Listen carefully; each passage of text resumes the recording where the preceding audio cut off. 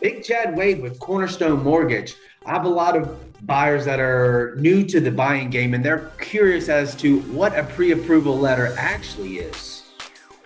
Great question. And there's a couple different types of letters in the market right now. You've got pre-qualification letters and pre-approval letters, but a pre-approval letter is the better of the two. And what a pre-approval letter is a lender is going to write a letter that specifically says that you've applied for a mortgage, you being a buyer.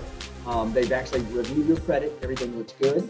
They've reviewed your income documents, so if it's pay stubs or tax returns, whatever, however you're qualified, and they've reviewed your assets, which is where a down payment would come from, and everything's been reviewed actually, factually, and you are pre-approved for that loan. And the reason that it's more important to get a pre-approval letter versus a pre-qualification letter is sellers in this market, this hot market, they want to know that whenever they tie their house up and somebody goes under contract, that they can close. And so they want to know and hear that somebody's actually reviewed all that buyer's information versus just taking word of mouth from a buyer. And that's what a pre-qualification is. It's a word of mouth approval, whereas a pre-approval is you've reviewed everything and underwriters actually looked at a file, it is good. So pre-approvals are what you want and pre-approvals are the way to go.